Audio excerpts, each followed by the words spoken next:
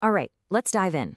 Today, we're going to trace the logical steps of a really fascinating ancient argument, one that tackles a universal human problem, that feeling of separation.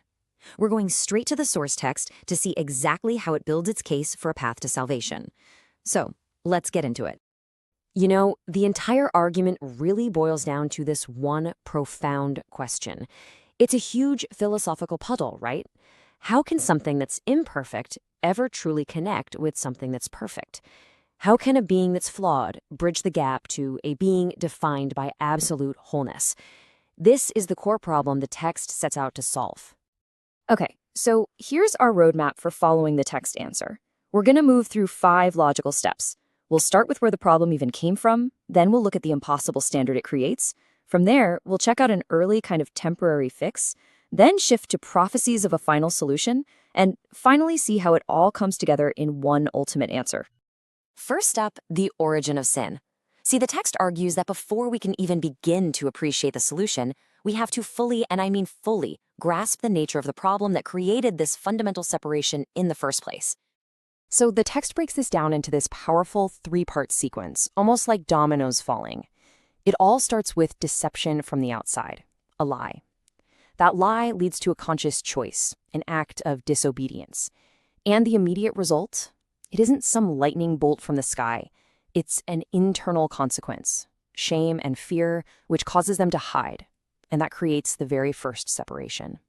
And then, right in the middle of all this chaos, the text drops the very first prophecy, and it's a super cryptic one. It talks about this long-term conflict between the descendants of the woman and the serpent. It promises a struggle, yeah, with both sides getting wounded, but it also hints at a final, decisive victory for humanity's side. So this initial separation, this break, it sets the stage for the next part of the argument. If humanity is now imperfect, well, what's the standard for being righteous? This brings us to what the text frames as a truly impossible standard. And that standard is the Torah. Now, you might hear that word and immediately think law, but the word itself simply means teaching or instruction. But in this context, it's way more than just a list of do's and don'ts. It's presented as the perfect blueprint for holiness, a direct reflection of God's own perfect nature. The text uses this really powerful target analogy to explain this. Think about it. Righteousness is hitting the bullseye dead center, and that means keeping the entire Torah perfectly. Sin, or hatah in Hebrew, literally means missing that mark.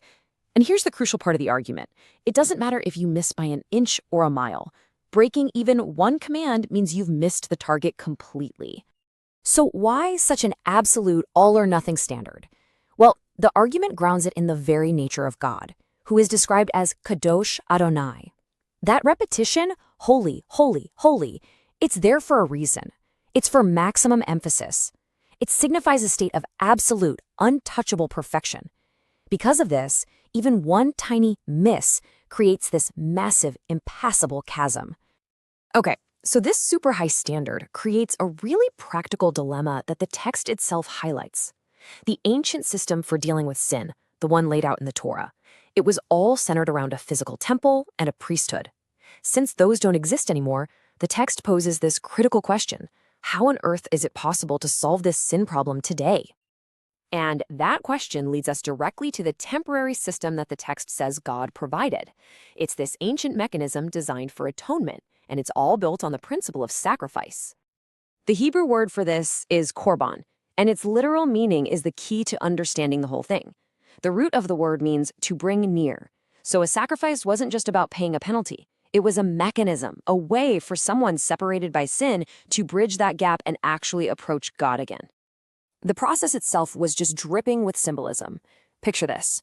The sinner would physically lay their hands on the head of a perfect, unblemished animal, symbolizing a transfer. They'd confess their sin over it, and then that innocent animal was sacrificed in their place. It was a direct, physical picture of substitution. And through that act, atonement was made. So if you boil the entire logic of that whole sacrificial system down, it comes down to this one single powerful principle. The innocent dies for the guilty. This idea is the bedrock for everything else the text is about to build. But, and this is a huge but, the argument doesn't stop there. The text claims this entire system of animal sacrifice was always meant to be temporary. It was like a giant living, breathing illustration pointing towards something way bigger, a prophesied savior who would be the final, ultimate sacrifice. And a key piece of evidence the text brings up comes from the prophet Isaiah. It describes this figure who suffers, but not for his own mistakes. He's wounded for our transgressions. The passage goes on to say that God has laid on him the iniquity of us all, which should sound really familiar. It's a direct echo of that substitution principle from the animal sacrifices. So this naturally leads to the central question the text wants its reader to wrestle with. Who is this unnamed he? Who is this person that suffers as a substitute for us, for my people? So the argument then starts to build this composite profile, kind of like a detective piecing together clues. It pulls various prophecies from all over the Tanakh. It says this Messiah would be born in a very specific town, Bethlehem. He would suffer a specific fate, being pierced in his hands and feet. He'd be rejected by the experts, but would end up becoming the most important piece of the puzzle. And, crucially, he would not stay dead. His soul wouldn't be left in the grave, or Sheol. Okay, so all of these threads, the problem of sin, the impossible standard, the principle of sacrifice, and this prophetic profile, they're all woven together now to form the argument's final conclusion, the ultimate solution.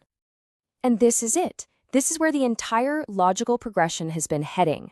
The text's conclusion is that the prophesied Messiah is the ultimate korban, the final, perfect, all-sufficient sacrifice that the entire ancient system was just a shadow of.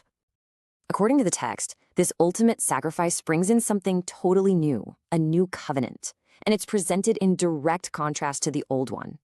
The old covenant was an external law written on stone tablets offering only temporary fixes. This new one is described as internal, written on the heart, and it promises a permanent solution, where sins aren't just covered up, they are completely forgiven and remembered no more. So let's just recap that entire logical path one more time. The problem? Sin creates separation from a holy God. The attempted solution? An impossible law and temporary repetitive sacrifices. And the prophesied solution? A final, once-and-for-all sacrifice by the Messiah that provides permanent atonement. So what really makes this solution ultimate? The text's logic all comes down to the number 1. Under this new covenant, only one sacrifice is ever needed. Not one per year, not one per person. Just one. For everyone, for all time. That's it. So after tracing this really intricate logic, all the way from the first problem to a final permanent solution, the text leaves us with a much bigger question to think about. What are the implications when an ancient argument proposes a single, final answer to what it defines as a universal human condition?